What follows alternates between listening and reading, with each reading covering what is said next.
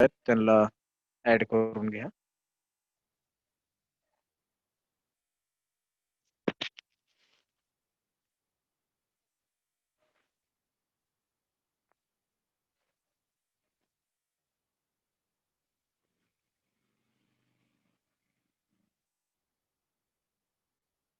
सगळ्यांनी आपले video on ठेवायचे.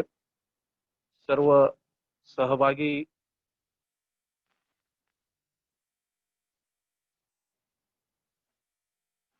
सगळ्यांनी आपले व्हिडिओ ऑन ठेवायचे.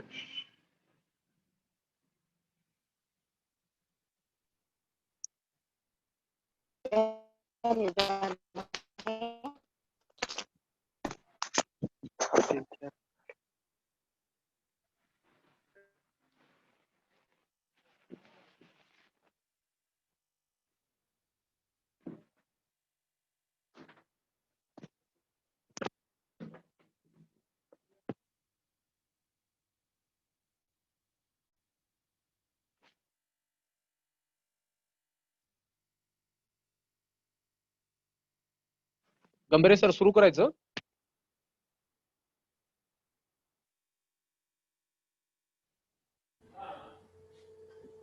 पाच मिनिट झालेत सर, करू शकता.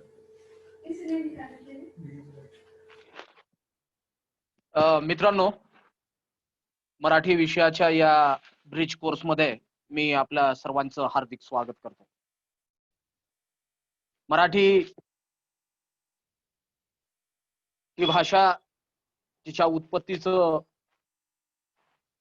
उत्पत्तीचे कुठले कुठले कालखंड आहेत, कशा पद्धतीनं मराठी भाषेची निर्मिती झाली, कशा पद्धतीनं मराठीचा उगम झाला, मराठी भाषा आज 15-20 कोटी लोक बोलणाऱ्यांची ही जी भाषा आहे, त्या भाषेच्या इतिहासामध्ये मला शिरण्याची आवश्यकता नाही, कारण तुम्ही पहिल्यांदा ही भाषा शिकलेली आहात. या भाषेचा गोडवा, या भाषेची महती, या भाषेचं महत्व मी तुम्हाला सांगण्याच्या याच्यामध्ये पडणार नाही, कारण 1ली ते 12वी पर्यंत तुम्ही भाषाच्या महत्व, भाषेचं काय वैशिष्ट्ये असतात, भाषा कशी निर्मिती होतं, भाषेचं व्याकरण कसं असतं, भाषा एक शास्त्र असते, त्या शास्त्रामध्ये येणाऱ्या सगळ्या गोष्टीचा ओवापोह तुम्ही मागच्या अनेक वर्षापासून शिकत आहात. पदवीला जेव्हा आपण एखादी भाषा शिकतो तर नेमकं भाषा काय शिकत असतो, भाषेचं कुठलं असं अंग आहेत की जे पदवीमध्ये शिकवले जातात, भाषेमध्ये पदवीच्या ह्याच्यामध्ये भाषेचं असं कुठलं वैभव असतं की जे आपल्याला ग्रहण करायचंय, अधिग्रहण करायचंय. या बाबतीमध्ये आपण येणाऱ्या या 40 मिनिटाच्या तासामध्ये आपण ते समजून घेणार आहोत. मित्रो, कुठल्याही भाषेचं महत्व त्याच्या सुलभीकरणावर जास्त डिपेंड असतं, किंवा त्याचं सुलभीकरण किती चांगल्या पद्धतीनं होतं याच्यावर विशेष असं महत्व असतं. भाषाशास्त्र असं सांगतं की 2 व्यक्तींच्या संवादातलं पूल म्हणजे भाषा आहे. 2 व्यक्तींचा मनातल्या ज्या क्रिया प्रतिक्रिया आहेत ते व्यक्त होण्याचं मुख्य साधन म्हणजे भाषा आहे. भाषा या 2 समाजाला जोडणारा सेतू आहे. भाषा 2 व्यक्तींना जोडणारा एक मोठा पूल आहे असं म्हणलं जातं. हा पूल जर सुलभ असेल, काठिण्य जर नसेल तर लोक त्याच्यावरून चालतील. मराठी भाषेचंही असंच आहे. मराठी भाषेचं वैभव असं आहे की मराठी भाषेचं पहिलं जो व्याकरण, त्याचं एक शास्त्र जे लिहिलं, ते शास्त्र लिहिणारे एक ब्रिटिश व्यक्ती आहेत. मराठी भाषेला राज्यभाषाचा दर्जा देणारा विजापूरचा आदिलशाह आहे. म्हणजे भाषा ही कुण्या जाती धर्माची, भाषा ही कुण्या विशिष्ट वर्गाची मक्तेदारी कधीच नसते. आतापर्यंत आपण जे शिकलं, कथा असेल, कविता असेल, नाटक असेल, वाङ्मय प्रकारामधले अनेक प्रकार असतील, वैचारिक लेखन असेल, स्फुट लेखन असेल, या लेखनातून आपण जे आतापर्यंत शिकलोय ते आपल्याला शिकलेलं जे रस ग्रहण जे झालेलं आहे, आपल्याला जे कळालेलं आहे, ते कळाल्याचं आपल्याला प्रश्नपत्रिकेमध्ये प्रश्न विचारले जायचे. आता विश्वात्मके देवे येणे वागेदने तोषावे, तोषुनी मज द्यावे पसाये दान हे. याचं रसग्रहण आपल्याला करावं लागत होतं. परंतु पदवीच्या वर्गामध्ये जेव्हा आपण शिकत असतो, पदवीला जेव्हा आपण आपला प्रवेश करत असतो, त्यावेळेस एखादी भाषा जेव्हा आपण शिकत असतो, ते आता रसग्रहणाच्या पुलीकडे जाते. त्याला वाङ्मयीन मूल्य, साहित्याचं काही मूल्य आहे का, हे तुम्हाला शोधण्याचं काम आपल्याला या पदवीमध्ये करायचं असतं. आणि पूर्वसुरींचं जे मत आहे, एखाद्या भाषेचं ऐतिहासिक असं एक महत्व असतं, ऐतिहासिक अशी एक परंपरा असते. या परंपरेमधून ज्या ज्या गोष्टी आल्यात, त्याला एका विशिष्ट अशा चाळणीतून चाळून आपल्याला त्याच्यातलं सत्व शोधणं म्हणजे पदवीमध्ये भाषा शिकणं. हे सत्व कसं शोधायचं, हे येणाऱ्या 3 वर्षांमध्ये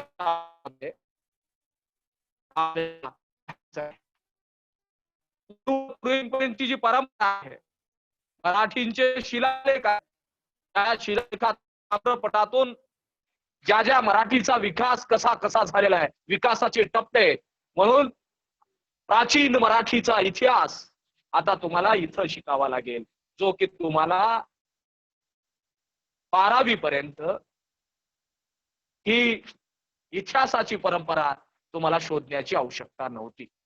परंतु याच्या पुढे तुम्हाला भाषेचा इतिहास नेमका कसा आहे, मराठी भाषा कुठपर्यंतचा तिचा इतिहास आहे, किती जुनी आहे परंपरा आहे, अभिजात भाषेचा दर्जा मराठीला दिला गेला पाहिजे, याच्यासाठी मोठी आंदोलन चालू आहे. हा अभिजात भाषाचा दर्जा संशोधनात्मक दृष्टिकोनातून भेटू शकतो का नाही, याचीही चर्चा तुम्हाला यापुढे करावी लागेल. ब्रिज कोर्सचा अर्थच हा असतो की ब्रिज कोर्स म्हणजे 2 तुकड्यांना जोडण्यासाठी हा ब्रिज कोर्स आहे.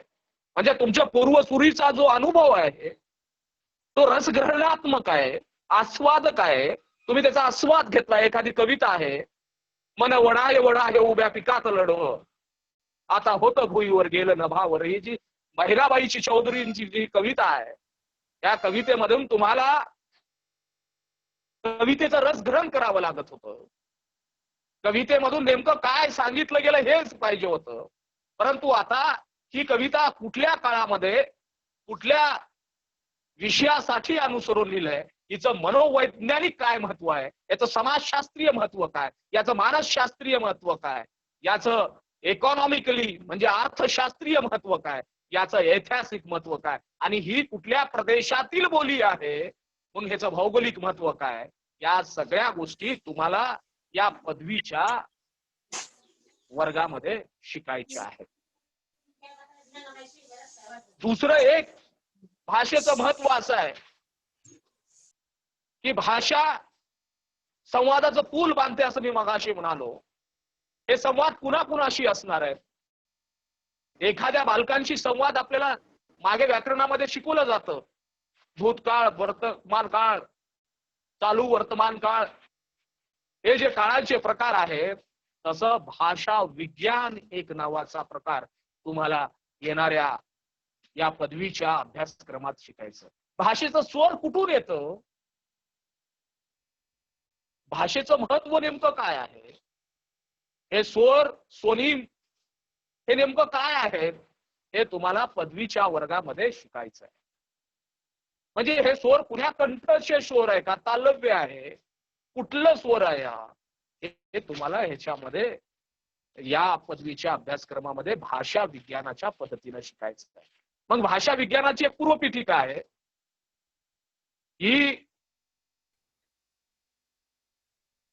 ही भाषा विज्ञानाची जी पूर्वपीठिका आहे, ते तुम्हाला समजून घ्यावी लागेल की भाषेचं शास्त्र सोसूर असेल, चॉमस्की असेल, या शास्त्रज्ञांनी भाषेच्या बाबतीमध्ये काय काय केलं, कुठले कुठले सिद्धांत प्रस्थापित केले, आणि या सिद्धांतातून भाषेच्या स्वरांचा, स्वनिमचा कशा पद्धतीने उद्गम आणि विकास झाला, हे आपल्याला पदवीच्या अभ्यासक्रमामध्ये शिकायचं आहे.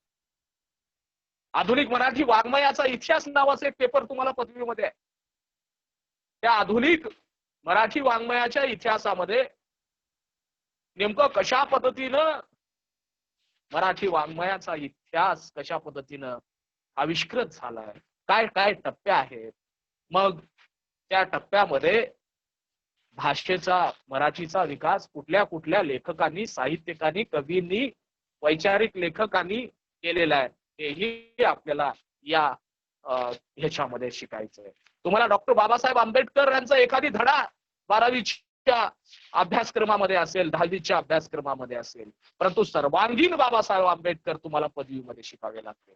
एका लेखकाचा अभ्यास जर तुम्हाला करायचा असेल तर त्याच्या प्रत्येक साहित्य कृतीचा तुम्हाला अभ्यास करावा लागेल. त्याच्या साहित्य कृतीतून आविष्कृत झालेल्या भावना, त्याच्या साहित्यातून आविष्कृत झालेला समाज, या समाजामध्ये होत असलेले आजच्या काळामधले बदल, त्या बदलांचा सुद्धा तुम्हाला नोंद तुमच्या पदवीच्या अभ्यासक्रमामध्ये घ्यायची आहे.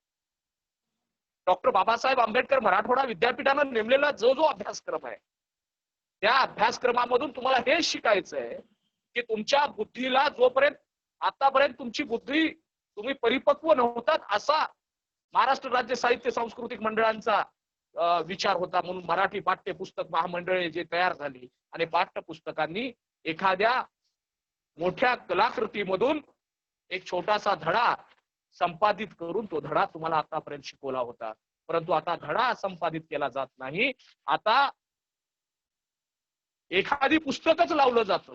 बाबूराव बागुलांचं मरण स्वस्त होत आहे, जेव्हा मी जात चोरली या पुस्तकाच्या कथासंग्रहाचा तुम्हाला सर्वांगीण अभ्यास करावा लागेल आणि त्या लेखकाला नेमकं काय सांगायचंय, त्याची कुठली वेदना आहे, त्याच्या वेदनेचा स्वर कुठला आहे, त्याच्या साहित्यातून आलेला विद्रोह कसा आहे, त्याच्या साहित्यातून आलेल्या ज्या जीवन जाणीवा आहेत त्या जीवन जाणीवा तुम्हाला या पदवी अभ्यासक्रमामध्ये शिकायच्या आहेत.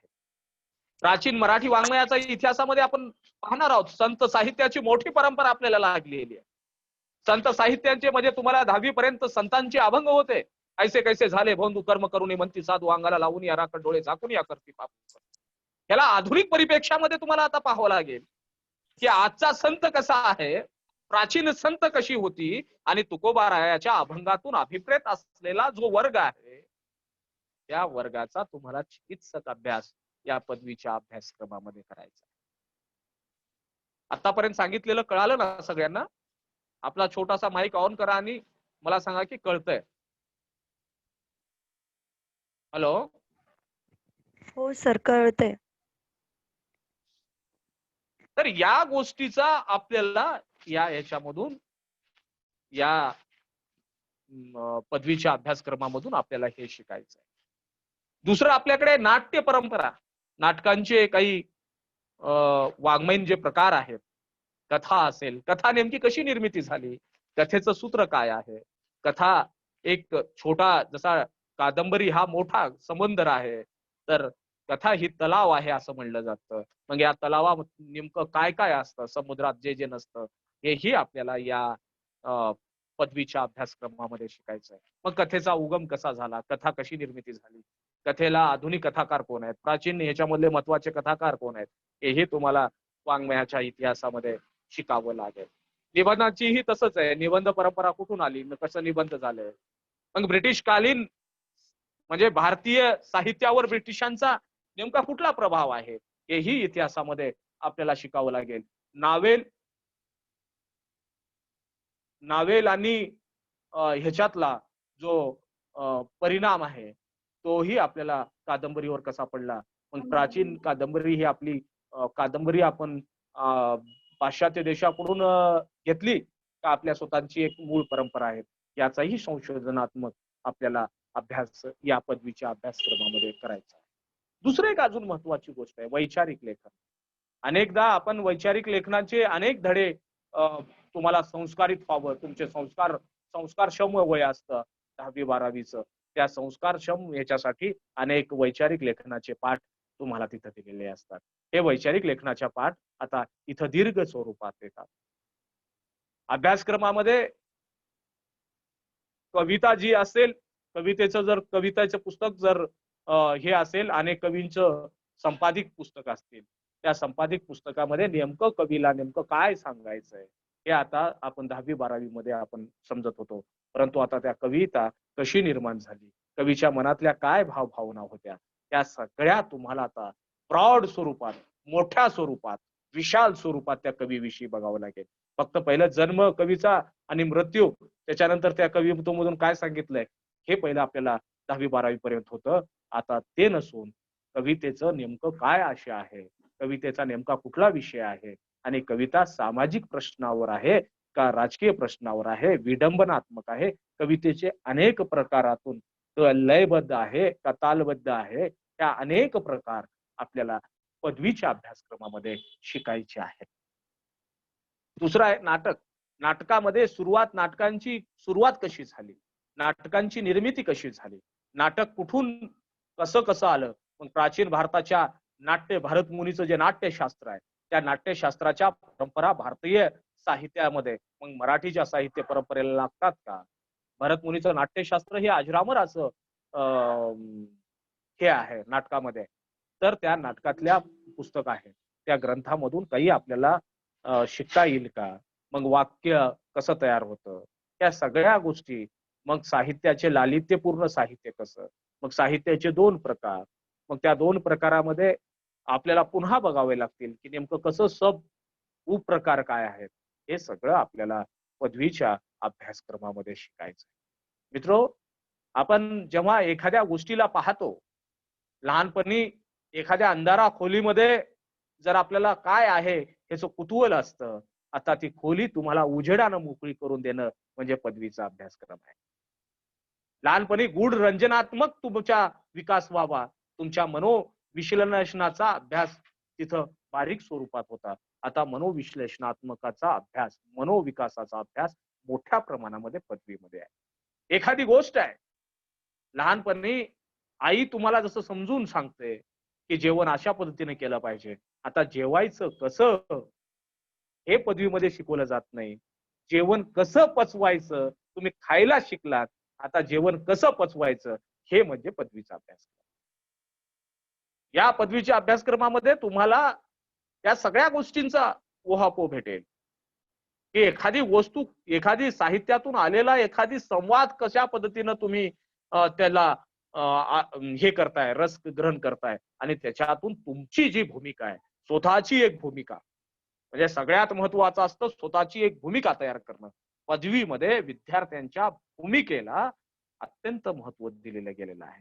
या पदवीच्या भूमिकेला या ज्या भूमिका आहेत, या भूमिका आपल्याला याच्यामधून शिकायच्या आहेत की स्वतःची एक दृष्टी, स्वतःचा एक त्या गोष्टीकडे पाहण्याचा जो दृष्टिकोन आहे तो दृष्टिकोन विकसित करण्याचं काम पदवीच्या अभ्यासक्रमामध्ये केलं जातं.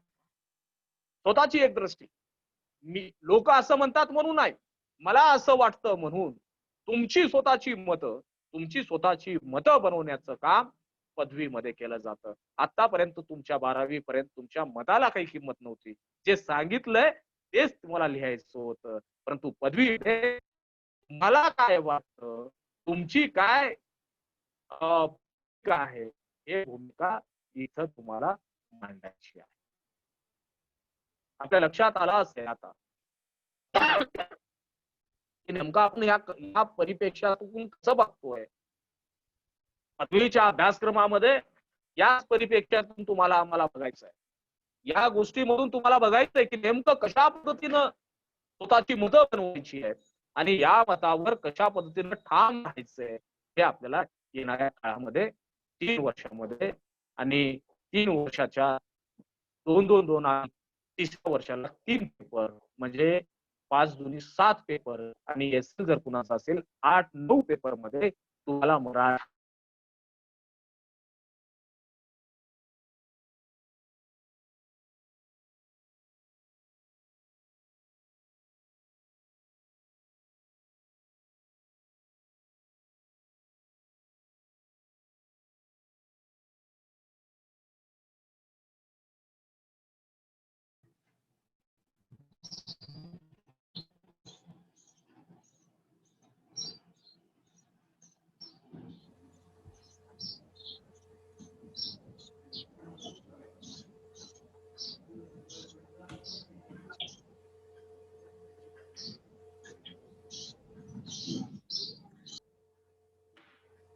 सरांचा नेटवर्कचा प्रॉब्लेम झालेला आहे. 1-2 मिनिट वाट पाहूया. सर परत जॉईन होतील.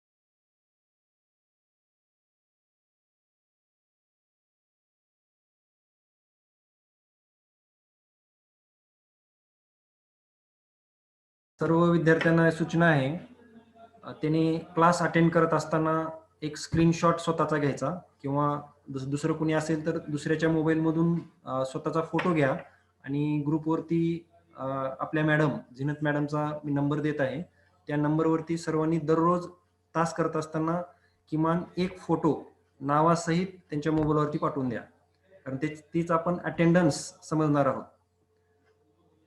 तुम्ही अटेंड करत आहात त्याच्यासाठी तुमचा एक स्वतः स्क्रीनशॉट करायचं. स्क्रीनशॉटचं बटन असतं मोबाईलमध्ये आपल्या, नाहीतरी मग कुणाला तरी दुसऱ्याच्या मोबाईलमधून तुम्ही पिरियड अटेंड करत असतानाचा एक फोटो घ्यायला सांगा आणि तो फोटो ग्रुपवरती नंबर दिल्यानंतर त्या नंबरवरती पाठवत चला. ग्रुपवरती पाठवू नका, फक्त मॅडमच्या नंबरला पाठवत जावा. सर झालेले आहेत जॉईन.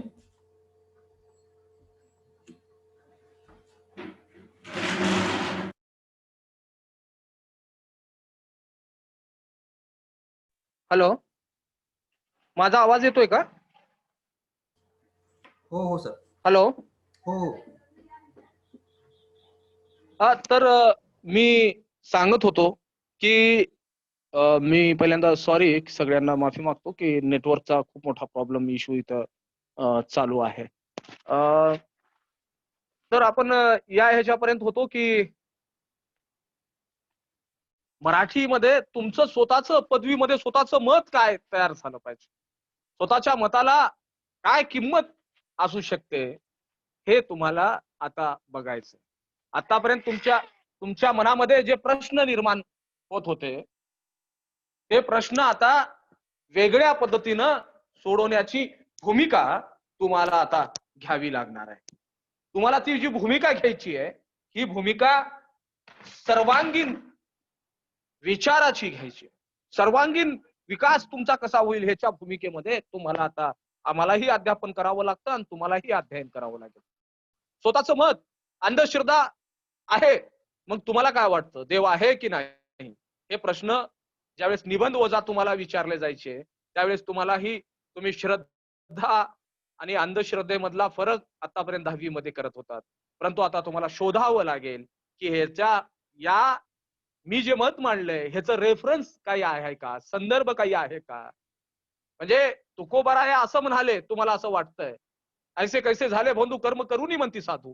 मग हे साधूंची परंपरा, ह्याच्यावर आलेले रेफरन्स, आतापर्यंत झालेलं संशोधन आणि त्या संशोधनातून आलेले संदर्भ वापरून तुमच्या मताला पुष्टी देणारं मत जोपर्यंत तयार होत नाही तोपर्यंत पदवीमध्ये मराठी विषय शिकला असं गृहीत धरलं जात नाही. आपण शेवटच्या टप्प्याकडे वळतोय. आता कशा पद्धतीने पेपरांची लेखनाची परंपरा आता कशी असेल, आतापर्यंत एका वाक्यात उत्तर द्या, पदवीमध्ये एका वाक्यात उत्तर द्या असं आता विचारलं जाणार नाही. दीर्घोत्तरी प्रश्न असतील, 20 मार्काचा प्रश्न असेल. एखादी कविता आहे, त्या कवितेच्या 2 ओळी तुम्हाला पहिले दिल्या जायच्या, आता त्या कविता संग्रहाचा एकूण आढावा तुम्हाला घ्यावा लागेल. त्या कवितेचा एकूण आढावा कशा पद्धतीने घ्यायचा याच्यासाठी तुम्हाला या पदवीमध्ये बघावं लागेल. मग त्या कवीला नेमकं त्या कवितेतला नायक जो असेल, त्या कवितेतली नायिका जी असेल, त्यांचा जे प्रेम कविता असेल तर नेमकं ते प्रेम कवितेतून व्यक्त झालेल्या ज्या संवेदना आहेत, ज्या वेदना आहेत, त्या जीवन जाणीवा आहेत, जे मूल्य आहे त्या कवितेचं, त्याचं वाङ्मयीन मूल्य आणि त्याचं सामाजिक मूल्य, हे दोन्हीही आपल्याला या पदवीमध्ये बघावं लागत आहे. एखादी भूमिका नेमकं काय असतं, मग भूमिका जर तुम्ही जर एखादी ठामपणानं सांगितलात की याच्या जाणीवा अशा अशा आहेत, तर तुम्हाला संदर्भ द्यावा लागेल की प्रस्तुत कवितेमधल्या या ह्याच्यामध्ये हे आहे आणि याच्याविषयीही या विचारवंताचं हे या समीक्षकांचं हे मत आहे.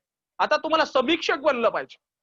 पदवीमध्ये शिक्षण घेत असताना तुम्हाला आता समीक्षक दृष्टीनं बघितलं पाहिजे. मग पुन्हा समीक्षेचे प्रकार आहेत. मग मार्क्सवादी समीक्षा, आस्वादक समीक्षा,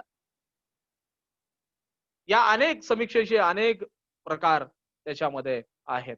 ते तुम्हाला मनोवैज्ञानिक समीक्षा, ते पुन्हा आपल्याला आपण जेव्हा रेग्युलर तासामध्ये येऊ तेव्हा तुम्हाला मी ते सांगणारच आहे. परंतु तुम्ही एक ओव्हरऑल तुमच्या ह्याच्यामध्ये लक्षात असलं पाहिजे म्हणून आपण ते सांगतो. या समीक्षेचा आपल्याला अभ्यास करावा लागेल. मग समीक्षकाची दृष्टी कशी असली पाहिजे, समीक्षक कसा असला पाहिजे, समीक्षेकडे कुठले कुठले गुण असले पाहिजेत, याचाही अभ्यास आपल्याला या येणाऱ्या पदवीच्या अभ्यासक्रमामध्ये आपल्याला करायचा आहे. मित्रो, घाबरून जाण्यासारखं काही नाही आहे आणि आनंदी व्हायचं काही कारण नाही आहे. तुम्हाला तटस्थपणे एखाद्या गोष्टीकडे पाहणं आता गरजेचं आहे. एखादी गोष्टीकडे तुम्ही कसं पाहता, तुमची दृष्टी काय आहे? म्हणजे एक हत्तीची गोष्ट आपल्याला सांगितली जायची, 8 आंधळे आणि एक हत्ती. लहानपणी कुणी पाय पडला तर हत्तीला वेगळ्या पद्धतीने समजायचा. कान म्हणतो ते सुपासारखा आहे हत्ती, कुणी पाय बघितला तर मुसळासारखा आहे हत्ती, कुणी त्याची शेपूट बघितल्यानंतर कुणी म्हणायचं वानरासारखा आहे हत्ती. म्हणजे हत्तीचे 8 आंधळे आणि जो हत्ती आहे ह्याच्यातला जो संवाद आहे, म्हणजे ज्याला जसं दिसतं तसं त्या गोष्टीकडे पाहण्याचा आतापर्यंतचा तुमचा दृष्टिकोन होता. परंतु आता पदवीमध्ये त्या हत्तीची नेमकी काय भूमिका आहे, आंधळे न होता सकस दृष्टीनं तुम्हाला तो हत्ती निहाळायचा आहे आणि निहाळत असताना तो हत्ती तुम्हाला पाहायचा आहे की त्याच्यातल्या प्रत्येक गोष्टीचं वर्णन तुम्हाला त्याच्यामध्ये करायचं आहे. आणि हे करत असताना आपल्याला या सगळ्या गोष्टीची पार्श्वभूमी आपल्याला समजून घ्यायची होती. ते आज आपण पार्श्वभूमी तुम्हाला या तासामध्ये आपण समजून सांगितलेली आहे.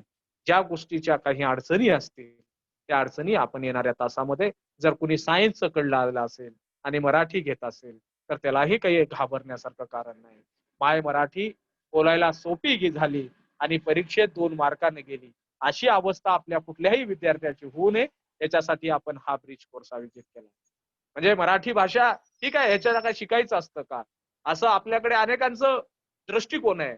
परंतु भाषा शिकत असताना भाषा विज्ञान शिकणं, भाषेची पूर्वपीठिका शिकणं, भाषेमध्ये असलेल्या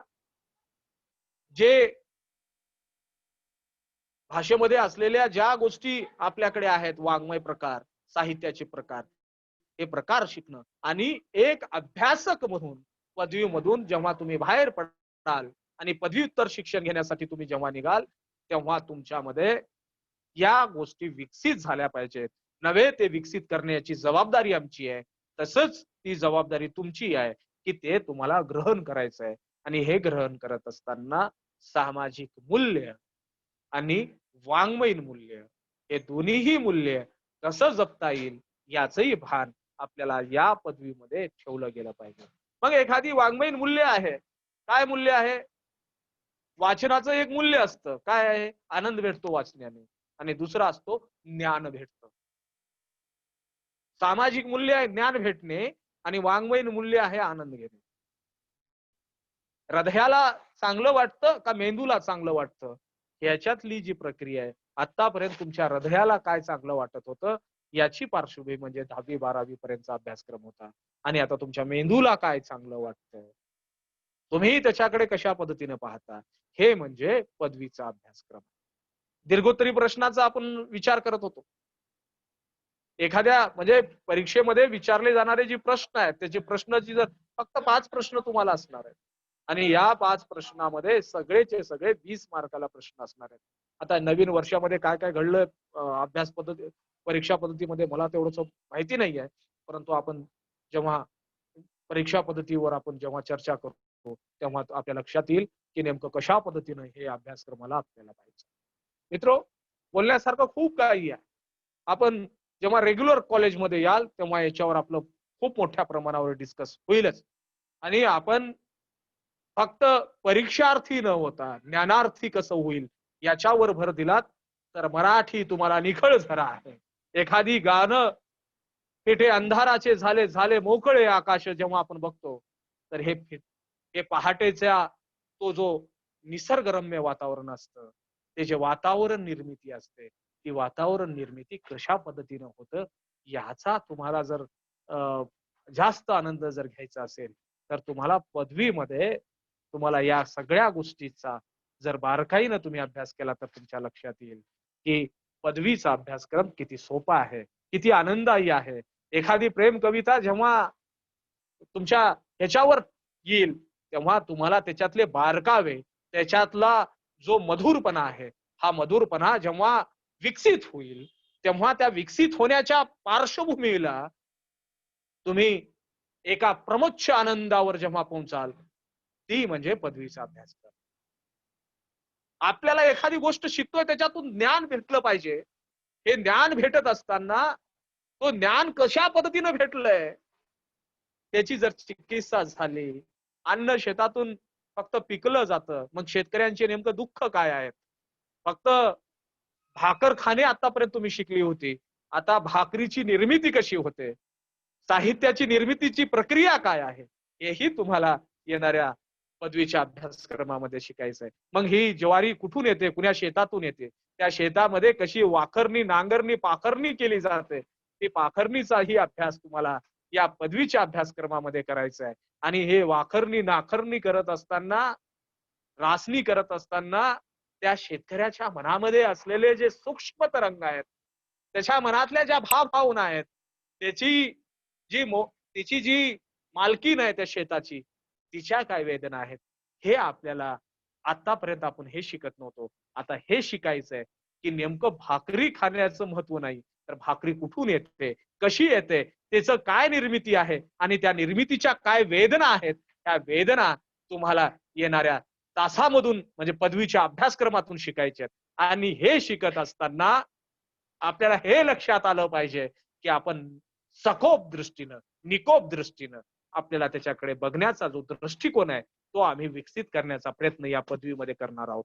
आणि तुम्हा सगळ्यांना विनंती आहे की ही दृष्टिकोन निकोप होण्यासाठी तुम्ही महाविद्यालयाच्या प्रत्येक तासाला जर रेग्युलर राहिलात तर तुमची हे दृष्टी निश्चितपणानं विकसित करू असा विश्वास आम्हाला याच्यातून व्यक्त करायचा आहे. आम्ही सर्वच प्राध्यापक तुमच्या बुद्धीचा सखोप विकास करण्यासाठी धडपडतोय.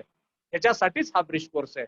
या ब्रिज कोर्सचे समन्वयक, कोऑर्डिनेटर आमचे मित्र प्राध्यापक प्रशांतजी गंभीरे सरांनी आम्हाला या ब्रिज कोर्स मध्ये बोलण्याची, आम्हाला व्याख्यान देण्याची संधी दिली, त्याबद्दल मी त्यांचं मनोपूर्वक आभार व्यक्त करतो. महाविद्यालयाचे प्राचार्य, महाविद्यालयाचे डॉक्टर जे.डी. बिराजदार सर आणि महाविद्यालयाचे उपप्राचार्य डॉक्टर साजिदजी चाऊ सर, या सगळ्यांनी हा ब्रिज कोर्स आणि विद्यार्थ्यांमध्ये संवाद कसा साधावा याच्यासाठी हा तयार करून दिला.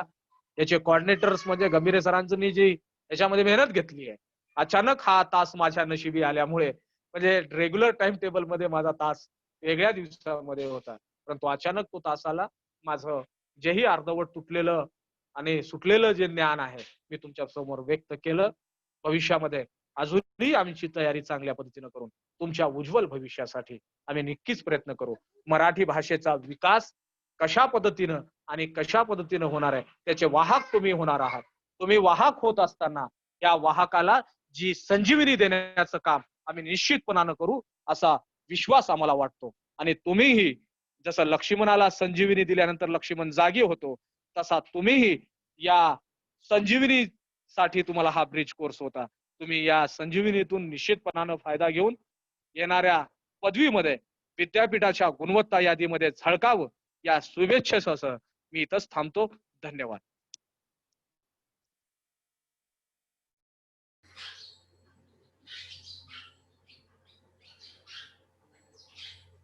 गंभीरे सर. हो, कुणाला काही विचारायचं असेल तर विद्यार्थी विचारू शकतात. आणखी 3 मिनिट आहेत बाकी. हा, कुणाला काही प्रश्न विचारायचे असतील तर विचारा मित्रांनो, माझं ते विसरलंच.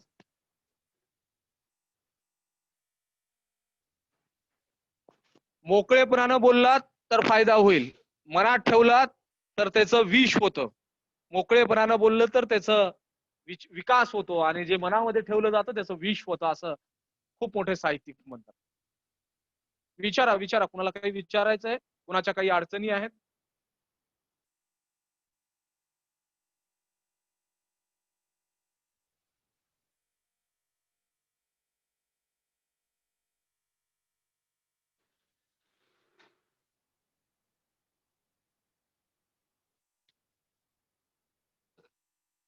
अत्यंत सुज्ञ विद्यार्थी आपल्याला लाभलेले आहेत गंभीर सर. म्हणजे कुणालाच काही प्रश्न पडलेले नाहीत. याचा अर्थ आपण सगळे हे तज्ञ आहातच, याच्याविषयी शंकाच आता माझ्या मनामध्ये निर्माण झालेली आहे. म्हणून आपण येणाऱ्या दिवसामध्ये तुमच्या बुद्धिमत्तेचा निश्चितपणानं कस या पदवीमध्ये लागतोच, आणि तुम्ही महाविद्यालयात रेग्युलर मध्ये जर आलात तर निश्चितपणानं आम्ही तुम्हाला वेगळ्या पद्धतीनं शिकवण्याचा निश्चित प्रयत्न करू. पारंपरिक ऑर्थोडॉक्स ट्रॅडिशनल पद्धतीपेक्षा आम्ही आधुनिक पद्धतीचा वापर करून तुम्हाला एक नवा साहित्याच्या प्रवाहामध्ये घेऊन जाणार आहोत, आणि या प्रवाहामध्ये तुम्ही निश्चितपणे तराल. जिथंही कुठं हे ज्ञानाची शिदोरी घेऊन तुम्ही जाल तिथं आम्ही तुमची मान ताट असेल आणि आमची मान ताट असेल, याच्याविषयी आमच्या मनात कधीही शंका नव्हती. कारण अनेक विद्यार्थी जेव्हा बाहेर पडतात तेव्हा ज्ञानाचा झरा त्यांच्यातून निखळला पाहिजे, याच्यासाठीच हे पदवीचा अभ्यासक्रम असतो. विद्यार्थ्याची ओळख ही हॅलो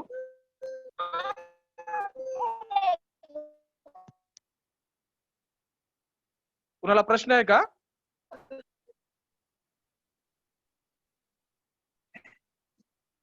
हॅलो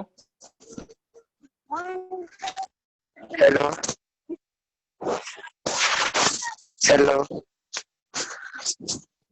हा बोला, ऐकू येतंय, बोला.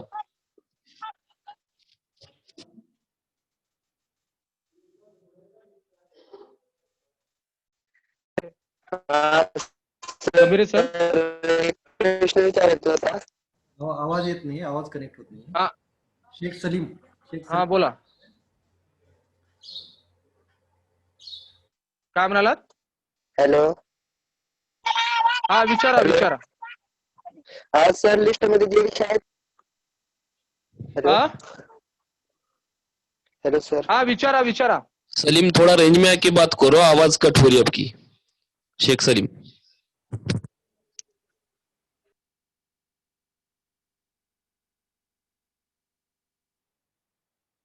मेसेज करा, चॅट बॉक्स मध्ये मेसेज करा.